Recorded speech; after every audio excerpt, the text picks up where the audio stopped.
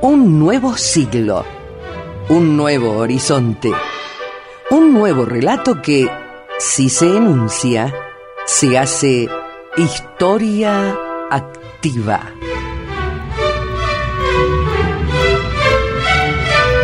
Muy buenas tardes, nuevamente aquí desde el 960 AM de Radio Nacional, Historia Activa, un programa hecho por historiadores con mucho cariño para usted, que está compuesto por la profesora Rosa Grintal en la producción general, la licenciada Clara María Vargas en la investigación bibliográfica, en la dirección general el profesor José Luis Giorlando y quien les habla, Alejandro Cruz. Vamos a estar hasta las 14:30 compartiendo nuevas historias e historia junto a ustedes.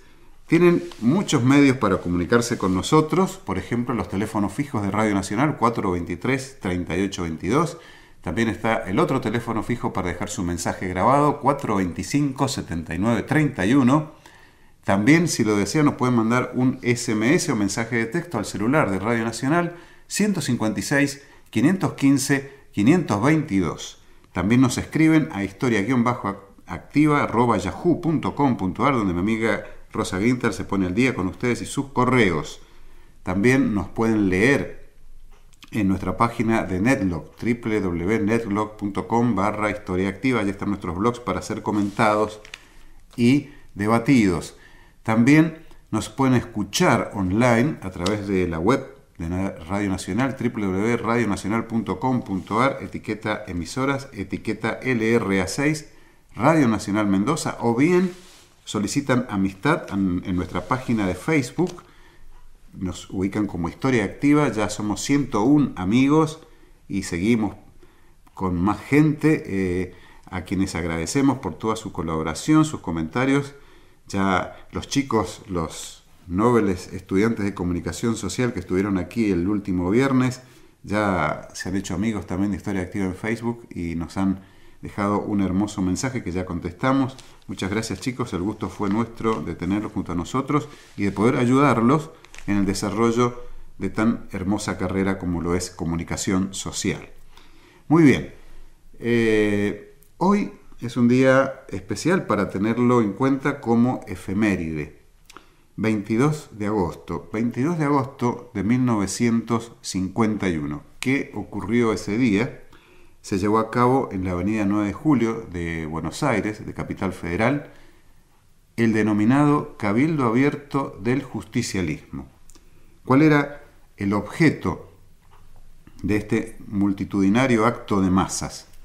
En primer lugar, validar el apoyo popular al general Perón, que se candidateaba para una segunda presidencia, y la propuesta de la CGT, liderada por José Espejo, para proponer como candidata a la vicepresidencia de la Nación a Eva Perón.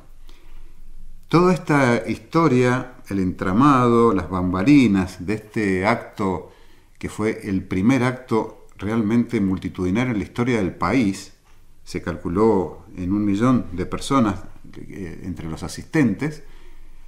Todo esto, como digo, tuvo un fondo complicado, conspirativo, porque finalmente Eva Perón no pudo ser candidata a vicepresidenta para las elecciones que se llevarían a cabo el 11 de noviembre de ese mismo año. El 22 de agosto de 1951 marca el cenit, la cumbre de Eva Perón y su carrera política, y a la vez marca el comienzo del descenso de su estrella política y de su salud, porque a partir de ese momento se va a intensificar el progreso del cáncer de útero que ella padecía y que desconocía hasta ese momento. Se va a, como digo, a desarrollar de tal forma que ya no va a haber ningún tipo de tratamiento que pueda salvarla. Finalmente ella morirá el 26 de julio del año siguiente, de 1952, y este hito tan nefasto del 22 de agosto del 51 es el comienzo del fin para Eva Perón. Pero ella, aún ese día, ante la multitud que la aclama, que le exige, que le pide que sea la candidata que acompañe en la fórmula presidencial a Perón, hasta ese momento ella tenía esperanzas de ser nominada como candidata a la vicepresidencia. No fue así a pesar de los esfuerzos de la CGT y su principal dirigente, que era José Espejo, un hombre dentro de la corriente interna del peronismo que luego los historiadores han llamado el evitismo. El evitismo estaba conformado por todos los dirigentes que le fueron fieles a Eva Perón y que dentro del espectro de ese peronismo de los años 40 y 50 estaban ubicados, por decirlo así, en una centroizquierda del movimiento. Este evitismo va a progresar en el tiempo, va a dar lugar, por ejemplo, a la resistencia peronista, y en los 70 va a dar lugar a las corrientes de la juventud peronista, denominada también como la tendencia revolucionaria. Este 21 de agosto del 51 es un momento que parte la historia en dos del peronismo, porque a partir de ese momento Eva Perón es relegada a un segundo plano y no va a poder salir de ese segundo plano debido, entre otras cosas, a su frágil salud. ¿Qué factores fueron los que confluyeron para evitar que Eva Perón fuera nominada como candidata a la vicepresidencia? Fueron muchos y aún hoy se están estudiando. Tradicionalmente se dice que se debió a que Perón tenía conocimiento de la terrible enfermedad devastadora que estaba padeciendo Eva Perón y que por eso prefirió no exponerla a un riesgo político que podría comprometer aún más su salud. Esa es una de las teorías. Después hay otra que es aún más cierta que esta, que se refiere a la férrea oposición del ejército a que Eva Perón fuera vicepresidenta de la nación. ¿Por qué? Porque según los preceptos constitucionales, ante la falta del presidente, quien asume el poder es el vicepresidente, en el año 51 los militares no estaban dispuestos a que el comandante en jefe del ejército fuera una mujer, de ninguna manera. Mucho menos la Marina y mucho menos la Iglesia Católica. La Iglesia Católica, desde siempre, a pesar de haber apoyado a Perón, tenía sus resquemores respecto a Evita, por su pasado, por su profesión de actriz. Estamos hablando de muchos prejuicios de la época que confluyeron para que la nominación a la vicepresidencia de Evita se cancelara. Hemos encontrado un fragmento de aquel histórico discurso de Eva Perón, cuando ella mantiene casi un diálogo de amor con la multitud que la aclama. Un diálogo que ni siquiera Perón pudo tener a lo largo de su carrera política. Esto es un diálogo profundo, hay amor, hay cariño.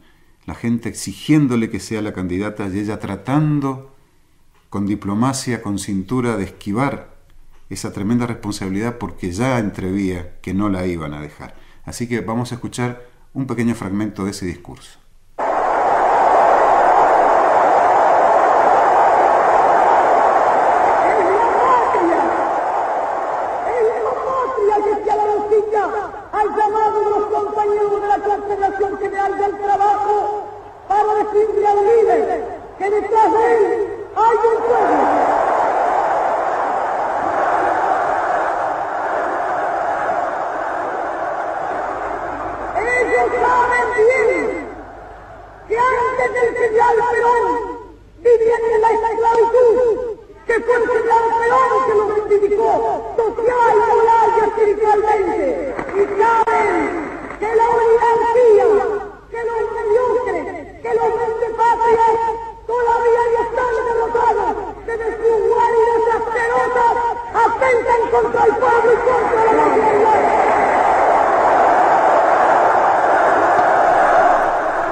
Esa era la palabra ardiente, encendida, revolucionaria de Evita.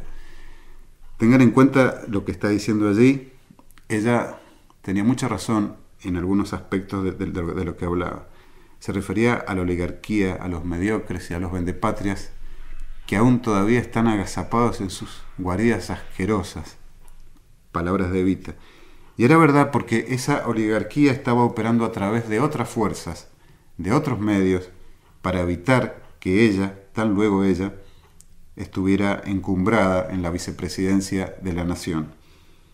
También hay otras corrientes historiográficas que están afirmando que fue el propio Perón quien decidió no hacer lugar a esta petición popular, en función de que estaba previendo, con su genio político indubitable, estaba previendo que Eva Perón estaba tomando una dimensión política realmente muy grande, que incluso podría llegar a oscurecer la estrella política del propio Perón. Esta es otra de las teorías que se manejan, que sumadas a las presiones castrenses y clericales, habrían provocado esta decisión de Perón de comunicarle a su esposa, a su segunda esposa, que no iba a ser posible ser candidata a vicepresidenta de la nación. Evita tomó esta decisión con mucha amargura. Les recomiendo ver una película, Eva Perón. Está protagonizada por Esther Goris y Víctor Laplace en los papeles protagónicos de Eva Perón y Perón. Fue rodada en el año 1996. Tiene muchos metamensajes esta película. Como digo, se las recomiendo no solo por las excelentes actuaciones, sino por la actualización historiográfica que tuvo esta película hasta el año en que fue filmada, 1996, y sobre todo porque fue filmada en los años 90, que fue una época, digámoslo así, de negación del peronismo histórico para trasladarlo a un peronismo neoliberal. El peronismo es un movimiento tan amplio que puede incluir también a los neoliberales, y no en vano el candidato a vicepresidente de la Nación en 1973 fue Vicente Solano Lima, que fue un conspicuo dirigente conservador de la década del 40, en aquella época opositor al coronel Perón.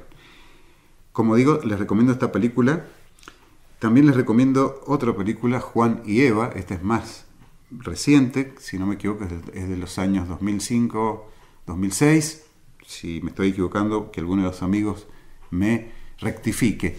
Esa película, si bien no llega hasta este momento del 22 de agosto de 1951, también está situada en un fragmento histórico importantísimo, que es la detención de Perón y el 17 de octubre de 1945. Así que esas dos películas recomendadas por Historia Activa para todos ustedes.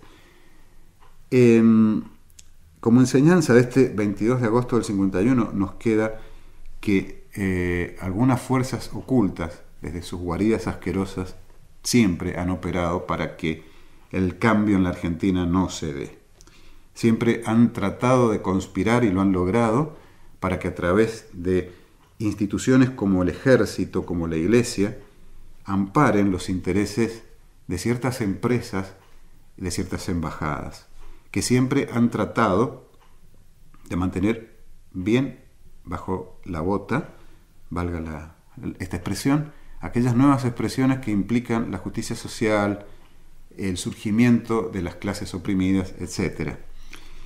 Después de este 22 de agosto de 1951, como dije, Evita dejó de ser protagonista de aquel naciente peronismo, del primer peronismo. Comenzó a estar recluida por su enfermedad que iba avanzando, que la iba desgastando, para finalizar pesando 33 kilos el 26 de julio de 1952, a los 33 años, número fatídico parece.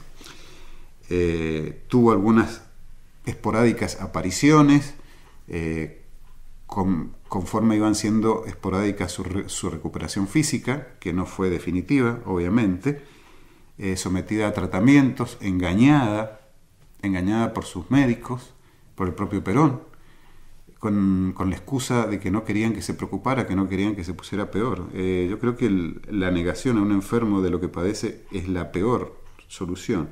Pero bueno, en aquella época se decidió de esa manera.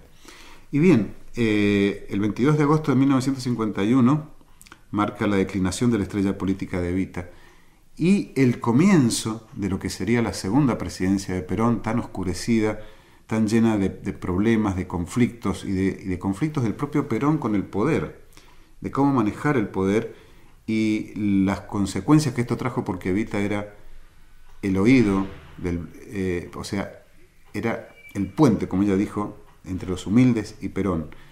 Perdido este puente, Perón perdió el rumbo en algunos aspectos y finalmente terminó el 16 de septiembre de 1955 derrocado por otro golpe de Estado, justamente por las mismas fuerzas que el 22 de agosto de 1951 habían provocado esta detención de la carrera de Evita.